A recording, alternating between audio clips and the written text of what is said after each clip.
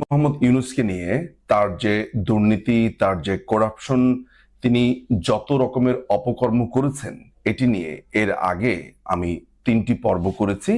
আজকে সেই ধারাবাহিকতায় চতুর্থ পর্ব। আপনারা জানেন যে ইউনূস নিজেকে এমনভাবে সারা বিশ্বে ব্র্যান্ডিং করেছে যে তাকে প্রায়ই বলতে শুনবেন, বা তার ক্ষেত্রে বলতে শুনবেন যে তিনি বিভিন্ন নারীদেরকে স্বাবলম্বী করেছেন, অনেক নারীদেরকে তিনি কর্মসংস্থানের ব্যবস্থা করেছেন, তিনি দারিদ্র্য দূরীকরণ করতে সাহায্য করেছেন, এই ধরনের নানান ধরনের মুখরোচক গল্প। কিন্তু কজন মানুষ এই ভেতরের ঘটনাগুলো বা তার যে পঙ্কিল অধ্যায়গুলো সেগুলো সম্পর্কে খোঁজ রাখেন? আমরা মডার্ন স্লেভারি বলে একটা টার্মের সাথে পরিচিত।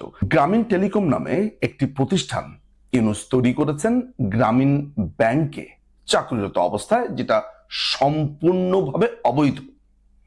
কিন্তু সে প্রসঙ্গে এখন আমি না গিয়েও শুধু যদি গ্রামীণ টেলিকমের এই শ্রমিক নিয়োগ, শ্রমিকদের উপরে অত্যাচার, এই বিষয়গুলো আপনাদেরকে একটু বর্ণনা করি, তাহলে বুঝতে পারবেন যে এই মডার্ন স্লেভারি ইউনূসের প্রতিষ্ঠানে কিভাবে কাজ করে। আপনারা জেনে থাকবেন যে ইউনূসকে কিছুদিন আগেই 6 মাসের কারাদণ্ড দেওয়া হয়েছিল বিনাশ্রমে, এবং ইউনূসের সাথে আরো যারা ডিরেক্টর ছিল, ব্যবস্থাপনা পরিচালক ছিল, তাদেরকেও এই একই শাস্তির আওতায় আনা হয়েছিল।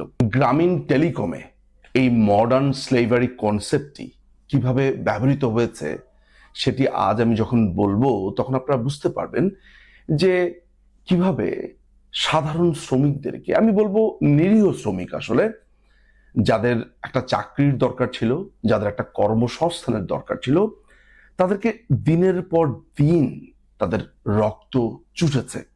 এই যে টার্মটা বলেছি, রক্ত চোষা, এই রক্ত চোষা এমন নয় যে একজন মানুষ মুখ দিয়ে অন্য একজন মানুষের রক্ত টেনে নিচ্ছে, ব্যাপারটা রূপক অর্থে। অর্থাৎ একটা মানুষকে তার অসহায়ত্ব নিয়ে, তার চাকুরির প্রয়োজন, ওই চাকুরি না হলেই নয়, এরকম একটা অবস্থাকে ব্যবহার করে বছরের পর বছর সেই শ্রমিককে নানানভাবে শোষণ করেছে। যখন এই শোষণ এবং এই অব্যবস্থাপনা সরকারের নজরে এলো, একটা সরকারের দায়িত্ব আসলে কি? ব্যবস্থা নেবে। এই তো আমরা কথায় কথায় বলি আইনের শাসন চাই, আইনের কেন প্রয়োগ হচ্ছে না, নানান ধরনের মুখ ভরা বলি দিতে আমরা খুবই পছন্দ করি। কিন্তু যখন এই আইনের প্রয়োগ হয় এবং যার উপরে আইনের প্রয়োগ হচ্ছে, আপনি যদি তার পক্ষের বা তার মতের মানুষ হন, এই আপনি বলা শুরু করেন তার প্রতি অন্যায় হচ্ছে। আমি জানি না এটা হিউম্যান বিহেভিয়ার বা নেচারের কোন অংশে পড়ে, কিন্তু এটা তো সত্য যে ডক্টর মোহাম্মদ ইউনূস গ্রামীণ টেলিকমের চেয়ারম্যান ছিলেন। চেয়ারম্যান থাকা অবস্থাতে তার জ্ঞাতসারে, তার তত্ত্বাবধানে ব্যবস্থাপনা পরিচালক এবং যারা কর্মকর্তা ছিলেন, তাদের সহযোগে এই শ্রমিকদের উপর অমানসিক নির্যাতন চালানো হয়েছে। আসুন আমরা এই নির্যাতনগুলো, এই মডার্ন স্লেভারিগুলো একে একে জানব। বাংলাদেশের শ্রম অধিদপ্তরের যে মহাপরিদর্শক রয়েছেন, তাদের একটা কাজ আছে। কাজের মধ্যে একটি গুরুত্বপূর্ণ কাজ হচ্ছে বিভিন্ন কলকারখানা এবং প্রতিষ্ঠানে সরকারের যে শ্রম নীতি রয়েছে, শ্রম আইন রয়েছে, সেগুলো পালন করা হচ্ছে কিনা, অর্থাৎ শ্রমিকদের মজুরি ঠিক মতো দেওয়া হচ্ছে কিনা, যেই নিয়ম বা বিধিতে তাদেরকে চাকুরিতে নেওয়া হয়েছে কিনা, সেসব টার্মস এন্ড কন্ডিশন পালন করা হচ্ছে কিনা, তাদের কাজের পরিবেশ আছে কিনা, এরকম নানাবিধ বিষয়াবলী এই শ্রম মহাপরিদর্শক বিভিন্ন ধরনের প্রতিষ্ঠান, কলকারখানা, এগুলোতে গিয়ে তারা চেক করে থাকে। সেগুলোর অংশ হিসেবেই এস.এম. আরিফুজ্জামান গ্রামীণ টেলিকমে যান। কিছু অদ্ভুত বিষয় দেখতে পান যে এক একজন শ্রমিক একটা দীর্ঘ সময় ধরে সেখানে চাকুরি করছেন, কিন্তু তাদের চাকুরি স্থায়ী করা হচ্ছে না। আবার শ্রম আইন অনুযায়ী যেই লভ্যাংশ ওই গ্রামীণ টেলিকম পাচ্ছেন বা অর্জন করছেন, ওই অর্জিত অর্থ থেকে একটা সুনির্দিষ্ট অংশ, অর্থাৎ 5% লভ্যাংশ শ্রমিক কল্যাণ তহবিলে যাবে, শ্রমিকের বিভিন্ন ফাউন্ডেশন আছে, অর্থাৎ আইন অনুযায়ী 3টি ভাগে ভাগ হবে। অর্থাৎ একটি কোম্পানির যদি লাভ হয় 10 টাকা, সেই 10 টাকার 5% 3টি ভাগে ভাগ হবে। এই 3টি ভাগের রেশিও হচ্ছে 80, 10 এবং 10। কল্যাণ ফাউন্ডেশন, শ্রমিক ফাউন্ডেশন এবং শ্রমিকদের আরেকটা কল্যাণ ফাউন্ডেশন আছে সেখানে, অর্থাৎ 3টা ভাগে এই টাকাগুলো চলে যায়। কিন্তু শ্রম পরিদর্শক গিয়ে দেখলেন এই টাকাগুলো যাচ্ছে না। তিনি আরেকটা অনিয়ম দেখতে পান, সেটি হচ্ছে যে গ্রামীণ টেলিকমের যেই কর্মচারীরা সারা বছরে তাদের কাজের পরে যে ছুটিটা পান, অর্থাৎ 1 সপ্তাহ, 10 দিন বা 15 দিন, এই ছুটি যখন তারা নেন, এই ছুটির বিপরীতে তাদেরকে নগদ অর্থ বা অর্থ প্রদান করা হয় না। অর্থাৎ আমি সারা বছর একটি কোম্পানিতে চাকরি করলাম, সারা বছর শেষে আমার 30 দিনের ছুটি পাওনা হলো, আমি ছুটিটা নিলাম, ছুটি যখন আমি কাটালাম এই ছুটির সময় আমাকে কোনো টাকা দেওয়া হয় না। এই একটা অদ্ভুত ঘটনা এই পরিদর্শক দেখতে পান। SM আরিফুজ্জামান এই ঘটনাগুলো দেখে 2020 সালের ফেব্রুয়ারি মাসে একটি চিঠি পাঠান গ্রামীণ টেলিকমে এবং যা যা অনিয়ম দেখতে পান, মূলত মোটা দাগে তিনি 8টি লঙ্ঘন দেখতে পান। এর মধ্যে নানাবিধ আছে, যেমন শ্রমিকদের যে ডাটাগুলো আছে সেগুলো সংরক্ষণ করা হচ্ছে না, যেসব নারী শ্রমিক আছে তাদের নানাবিধ ছুটি ছাটা, তাদের যে বিভিন্ন রকমের রেকর্ড, এগুলো কিছুই সংরক্ষণ করা হচ্ছে না। এরকম অনেকগুলো তিনি লঙ্ঘনও দেখতে পান। মোটা দাগের এই 3টি যে লঙ্ঘন বলেছি সেটি ছাড়াও তিনি ফেব্রুয়ারি 2020 সালে একটি চিঠি গ্রামীণ টেলিকমকে প্রদান করেন। গ্রামীণ টেলিকমও সেই চিঠির জবাব শ্রম পরিদর্শককে প্রদান করেন। গ্রামীণ টেলিকম যেই চিঠিটি শ্রম পরিদর্শককে দেন সেটিতে শ্রম পরিদর্শক সন্তুষ্ট হন না। পরবর্তীকালে আরেকটি চিঠি শ্রম পরিদর্শকের পক্ষ থেকে প্রদান করা হয় এবং বলা হয় যে কোন কোন জায়গাগুলোতে গ্রামীণ টেলিকমকে কাজ করতে হবে। দর্শক, আপনারা একটা জিনিস তো খুবই পরিষ্কার, সেটি হচ্ছে যে গ্রামীণ টেলিকমে সরকার বা সেই আইন মোতাবেক গ্রামীণ টেলিকমে গেছে, সেখানে অনিয়মগুলোকে অ্যাড্রেস করেছে এবং তাদেরকে খুবই ফেয়ার সুযোগ দেওয়া হয়েছে। অর্থাৎ নর্মাল অন্য যাদেরকে দেওয়া হয়, কোনো স্পেশাল কিছু না যে তাদেরকে অতিরিক্ত চাপ প্রয়োগ করা হচ্ছে, ভয়ভীতি দেখানো হচ্ছে। একদম নিয়মতান্ত্রিক উপায়ে বলাও হচ্ছে যে দেখো এই ভুলগুলো পেয়েছি, এগুলোকে রেকটিফাই করো। গ্রামীণ টেলিকম আচরণটা যা করেছে মনে হচ্ছে যে এই বাংলাদেশ তার, এই বাংলাদেশের সমস্ত নিয়ম কানুনও তার। ইউনূসের পক্ষ থেকে পরিদর্শকে নানান রকম ভাবে ভূগোল বা আইন বোঝানো হয়। বলা হয় যে তারা কোম্পানি আইনের 28 ধারা মোতাবেক গঠিত নন প্রফিট কোম্পানি, ফলে শ্রমিকদেরকে লভ্যাংশ দিতে তারা বাধ্য নন। দর্শক, এই যে শ্রমিকদের লভ্যাংশের আলোচনাটা করছি, মাথায় রাখবেন শুধুমাত্র এই লভ্যাংশ স্ক্যাম নিয়ে আমি আরেকটি পর্ব করছি যেটি বেশ চাঞ্চল্যকর। আজকের এই পর্বে সেটি আমি আনছি না, কিন্তু মাথায় রাখবেন এই লভ্যাংশ যে তারা বলছে যে লভ্যাংশ দেবে না, তারা 28 ধারা মোতাবেক একটি নন প্রফিট কোম্পানি, কিন্তু কিভাবে কয়েকজন শ্রমিক নেতার সাথে একত্রিত ভূত হয়ে তাদেরকে কিনে নেবার একটা পায় তারা করেছিল, সেগুলো তথ্য প্রমাণ সহ পরের পর্বে পাবেন। এখানে বলে নাও ভালো।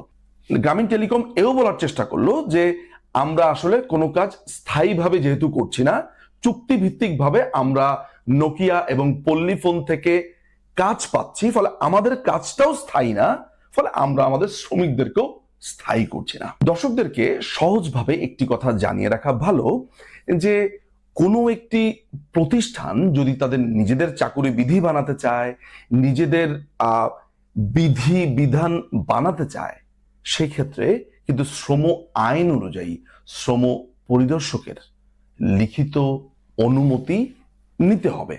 গ্রামীণ টেলিকমের ক্ষেত্রে এগুলো কিছুই ছিল না। অর্থাৎ গ্রামীণ টেলিকম কি একটা অদ্ভুত কারণে মনে করত যে তারা এমন একটা প্রতিষ্ঠান যারা নিজেদের মতো আইন করতে পারবে, নিজেদের মতো তাদের সমস্ত কিছু চালাতে পারবে এবং বাংলাদেশের বিদ্যমান আইন আসলে এগুলো কোনো ব্যাপারই না, তারা এগুলো মানবে না। আমরা মোটা দাগে শ্রমিকদেরকে যে ওই রক্ত চুষেছে তার 3টি পয়েন্ট বলেছি। প্রথম পয়েন্টটা কি? সেটি হচ্ছে শ্রমিকদের চাকুরি স্থায়ী না করা। প্রিয় দর্শক, আপনি যদি একজন চাকুরিজীবী হন কিংবা আপনি নিজে যদি কেউ চাকরি করছে এমন কাউকে চিনে থাকেন কিংবা আপনি যা দেখেছেন আপনার জীবন অভিজ্ঞতাতে, শুধু একবার ভাবুন তো যে একজন মানুষ চাকরি করছেন, চাকরি শুরু করবার পর আমরা যেটাকে বলি প্রবেশনারি পিরিয়ড কিংবা তার চাকরির স্থায়ীকরণ যেই জায়গাটুকু আছে, একজন নবিশ মানুষ ইউনিভার্সিটি থেকে ভর্তি হলেন, হ্যাঁ তিনি একদম নতুন নবিশ একজন চাকরিজীবী, কতদিন পর্যন্ত ওই প্রতিষ্ঠানের মালিক তাকে ঝুলিয়ে রাখবে? 1 মাস, 2 মাস, 3 মাস। পছন্দ না হলে বলবে যে তোমার কাজ দেখেছি, আমার ভালো লাগছে না, আমি চাকরি স্থায়ী করতে পারছি না, ফাইন, এভরিথিং ইজ ওকে। কিন্তু আপনি 20 বছর, 22 বছর, 26 বছর, 30 বছর ধরে চাকরি করছে, কিন্তু গ্রামীণ টেলিকমে তার চাকুরি স্থায়ী হচ্ছে না বা স্থায়ী করা হচ্ছে না। অবাক হচ্ছেন? অবাক হবার কিছু নেই, এটা ঘটে গেছে গ্রামীণ টেলিকমে। যখনই আদালতে এই প্রশ্ন করা হয়েছে, আসামি পক্ষ অর্থাৎ ইউনুস এবং তার সহযোগীরা বলছে যে আমাদের তো কাজও স্থায়ী না, আমরা চুক্তিভিত্তিক কাজ পেয়েছি পল্লীফোন থেকে, আমরা চুক্তিভিত্তিক কাজ পেয়েছি নোকিয়া ফোনের ফার্দার সেবা দেওয়ার জন্য বা বিক্রয়োত্তর সেবা দেওয়ার জন্য, আমাদেরও তো কাজগুলো পার্মানেন্ট না, আমরা চুক্তিভিত্তিক 3 মাস 6 মাস এই মেয়াদে পাই। একটা প্রতিষ্ঠান যারা বছরের পর বছর অপারেট করছে, বিভিন্ন ধরনের তারা চুক্তিভিত্তিক কাজই না হয় পেল, কিন্তু এর সাথে শ্রমিকদের কিন্তু আইন অনুযায়ী কোনো সম্পর্ক নেই। আইনে বলা হয়েছে যে একজন কর্মীকের জন্য 6 মাস সময় নিতে পারে স্থায়ী করার জন্য, কিন্তু এই ছাড়া যারা আছে তাদের বড়জোর 3 মাসের ভেতর চাকরি স্থায়ী করতে হবে। ইউনুস এই নিয়ম কখনোই মানতেন না। এই যে আমি বলছি যে ইউনুস এই নিয়ম কখনো মানতেন না, আপনার মাথাতে আসবে আচ্ছা ইউনুসের যে আরো সহযোগী ছিল তারাই কি প্রতিষ্ঠান চালাতো নাকি ইউনুস নিজে চালাতেন? এই প্রশ্নটা ইউনুসের আইনজীবী তিনি তুলেছিলেন যে ইউনুস এখানে আসে না, ইউনুস অনেক ব্যস্ত থাকে, ইউনুস এগুলোর সাথে কিছুই জানে না। মানে যাদেরকে আপনার অভিযুক্ত করা হলো তাদের প্রত্যেকের ব্যাপারেই বলা হচ্ছে আসলে তাদের কোনো কাজ নাই। অথচ এই প্রতিষ্ঠানটি যখন তাদের জবাব দিয়েছে সেইখানে চেয়ারম্যান হিসেবে ইউনুসের নাম বলেছে। এই যে যাদের যাদের বিরুদ্ধে মামলা হয়েছে, যেমন নূরজাহান বেগম, মিস্টার আশরাফুল, এদের বিরুদ্ধে যখন অভিযোগ এসেছে এদের নাম কিন্তু এই গ্রামীণ টেলিকম তাদের জবাবেই দিয়েছে। অর্থাৎ ইউনুস তার দায় থেকে এড়াতে চেয়েছে। এইবার দ্বিতীয় প্রসঙ্গে আসি। দ্বিতীয় প্রসঙ্গটা হচ্ছে যে একজন শ্রমিক সারা বছর চাকরি করবার পর তার ছুটি জমা হয়। আপনারা যারা চাকরিরত আছেন বিভিন্ন প্রতিষ্ঠানে তারা নিশ্চয়ই জানবেন যে আপনার চাকরি যখন চলছে, অর্থাৎ 1 বছর কাজ করছি, আমি একটা বড় ছুটি নেব বা আমার একটা ছুটি পাওনা হয়েছে 6 দিন, 7 দিন, 5 দিন, 30 দিন, হোয়াট এভার দেশের আইন অনুযায়ী, সেই ছুটির প্রেক্ষিতে আপনাকে যদি আপনার কোম্পানি বলে যে ঠিক আছে আপনার ছুটি হয়েছে 30 দিন বা আপনার ছুটি হয়েছে 7 দিন, সেটি আপনি নিন, কিন্তু এই 7 দিনের টাকা আপনাকে দেওয়া হবে না, আপনার কেমন লাগবে? এই ঘটনা ঘটেছিল গ্রামীণ টেলিকমে। গ্রামীণ টেলিকমের ইনভেস্টমেন্ট ছিল গ্রামীণ ফোনে। এই গ্রামীণ টেলিকমে যাতে ইনভেস্ট করতে পারে এই জন্য অর্থ কিন্তু এসেছে গ্রামীণ কল্যাণ থেকে। সংযোগগুলো বুঝবেন, অর্থাৎ গ্রামীণ টেলিকম গ্রামীণ ফোনে যেই বিনিয়োগ করেছে হাজার হাজার কোটি টাকা প্রতি বছর তারা উপার্জন করত। রক্ত চোষার যেই কথাটা আমি প্রথমবার বলেছি সেটির প্রমাণ পাচ্ছেন।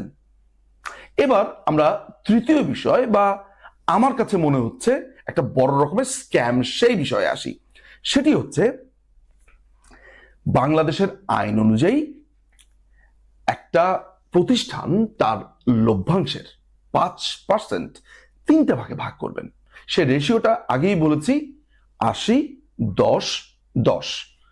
সেই ফান্ডগুলো হচ্ছে এমন: শ্রমিকের অংশগ্রহণ তহবিল, শ্রমিকের কল্যাণ তহবিল এবং শ্রমিক ফাউন্ডেশন বা 2006-এর যে শ্রম আইন অনুযায়ী সেই অনুযায়ী সে ফাউন্ডেশন কল্যাণ তহবিলে যাবে, এভাবে ভাগ হয়। এটা কেন হচ্ছে? এই কারণে হচ্ছে যে বাংলাদেশ রাষ্ট্র বা সরকার একটি মৌলিক সমতায় বিশ্বাসী। যে শ্রমিকরা কাজ করবেন, যে প্রতিষ্ঠানের হয়ে কাজ করছেন, সেই প্রতিষ্ঠান প্রফিট করে কাদের? রক্ত এবং ঘামে, কাদের পরিশ্রমে করছে? এই শ্রমিকদের। সো এই শ্রমিকদেরও এই কোম্পানিটার সাথে বা এই কোম্পানির হিস্সার সাথে, প্রফিটের সাথে তাদের একটা সংযোগ স্থাপন করা, অর্থাৎ খুব সামান্য একটা অংশ। কেউ যদি 40,000 কোটি টাকা ইনকাম করে, অর্থাৎ গ্রামীণ টেলিকমের মতো প্রতিষ্ঠান হাজার হাজার কোটি টাকা রোজগার করছে, সেখান থেকে মাত্র 5% এই শ্রমিকদের জন্য চলে যাবে। ফলে তারা আরো বেশি স্পৃহা নিয়ে, আরো বেশি আগ্রহ নিয়ে কাজ করবে। এটা কি শুধু গ্রামীণ টেলিকমের জন্য না, বাংলাদেশের প্রত্যেকটা প্রতিষ্ঠানের জন্য সেম আইন। কিন্তু ইউনূস কি করেছে? এই শ্রমিকদের চাকরি স্থায়ী করছে না, এবং যুক্তিও আসছে এমন যে চাকরি যেহেতু স্থায়ী নয়, ফলে এই লভ্যাংশ তারা প্রদান করবেন। এবং এই ক্ষেত্রে অবশ্য ইউনূস সবচেয়ে বড় যুক্তি দিয়েছে যে আমরা গ্রামীণ টেলিকম, আমরা একটি নন প্রফিটেবল অর্গানাইজেশন, আমরা কেন লভ্যাংশ দেব? আমরা লভ্যাংশ দেব না। কিন্তু যেই উত্তর তারা শ্রম পরিদর্শককে দিয়েছেন, সেখানে পরিষ্কারভাবে তাদের প্রফিটের কথা বলা হয়েছে, তাদের লভ্যাংশের কথা বলা হয়েছে, তাদের সমস্ত আয় ব্যয়ের হিসাব আছে। অথচ কথা বলবার সময় বলছে সম্পূর্ণ বিপরীতটা, অর্থাৎ দায় এড়াবার জন্য, যাতে শ্রমিকদেরকে অর্থ দিতে না হয়, সেই জন্য যত রকমের বুদ্ধি এই ইউনূস বের করেছে। শুরুতে বলছিলাম মডার্ন স্লেভারির কথা, যে শ্রমিকদেরকে রক্তচোষার গল্প শুনেছি, তাদেরকে কিভাবে এক্সপ্লয়েট করা হয় সেটা শুনেছি, নানান রকমের ফন্দি ফিকির এই মালিকেরা বের করে, যেটা কমিউনিস্টদের ভাষাতে অনেক সময় বলা হয় বুর্জোয়া। যারা শ্রমিক শ্রেণী তাদেরকে বলা হয় প্রোলেতারিয়েট। আমি যদি সেই প্রসঙ্গে না গিয়ে খুব স্বাভাবিকভাবে আসি, সেটা হচ্ছে আমি একজন শ্রমিক, আমি আপনার প্রতিষ্ঠানে শ্রম দেই, আমার চাকরিটা পার্মানেন্ট করেন, আমার যে ছুটিটা আমি সারা বছর কাজের পরে পাই, সেটার প্রেক্ষিতেও আমাকে টাকা প্রদান করেন, অর্থাৎ আমার নর্মাল টাকা যেভাবে বেতন হিসেবে আসে সেটাই দেবেন, আমি তো এক্সট্রা কিছু চাইছি না। প্লাস দেশের আইন অনুযায়ী যে লভ্যাংশ পাওয়ার কথা কোম্পানির প্রফিট থেকে, সেটি আমাকে দিয়ে দেন। এর কোনোটাই ইউনূস কিংবা তার সভাসদ দেয়নি। শ্রমিকদের রক্ত এইভাবে চুষেছে, শ্রমিকদেরকে এইভাবে দিনের পর দিন এক্সপ্লয়েট করেছে। ফলাফল ইউনূসের 6 মাসের কারাদণ্ড হয়েছে, এবং আরো যারা তার সাথে ছিল তারা। কিন্তু রিপারকেশন গুলো কি? ক্রমাগতভাবে মিডিয়াতে বলা হয়েছে যে ইউনূসকে অন্যায়ভাবে শাস্তি দেওয়া হয়েছে, তিনি একজন নোবেল লরিয়েট। ইউনূস শ্রমিকদেরকে টাকা দিতে তার অনেক কষ্ট, কিন্তু তার বিরুদ্ধে যাতে আইনি ব্যবস্থা না নেওয়া হয়, সেই জন্য তিনি কোটি কোটি টাকা খরচ করে Washington post, new York Times, পৃথিবীর বিভিন্ন জায়গাতে তার পক্ষে নিউজ ছাপান, তার পক্ষে লবি নিয়োগ করেন। কিন্তু তিনি খরচ করছেন তার নিজের ইমেজের জন্য, অথচ এই খরচগুলো না করে টাকাটা কিন্তু ইজিলি শ্রমিকদেরকে দিয়ে দেওয়া যেত। আমরা জেনেছি হিলারি ক্লিন্টন ফাউন্ডেশনে তিনি টাকা দিয়েছেন সেই সরকারকে বাগে রাখার জন্য। আমরা সামনের পর্বগুলোতে এও দেখাবো যে নোবেল পাওয়ার জন্য তিনি কিভাবে লবিং করেছেন, টাকা দিয়েছেন। ফ্রান্সে তিনি ওই মশাল ধরার জন্য, অলিম্পিকের মশাল ধরার জন্য কিভাবে টাকা দিয়েছেন, এরকম নানাবিধ ঘটনা সামনে আসবে। কিন্তু দর্শক, এইটা জেনে রাখেন, এত অর্থ খরচ করছে একটা মানুষ, এত আয় রোজগার করছে, তার নিজের পকেট থেকেও যাচ্ছে না, যাচ্ছে হচ্ছে একটা প্রতিষ্ঠান গ্রামীণ টেলিকম থেকে। শুধু শ্রমিকদের জন্য কোনো টাকা নেই, শ্রমিকদের জন্য সবই ফাঁকা।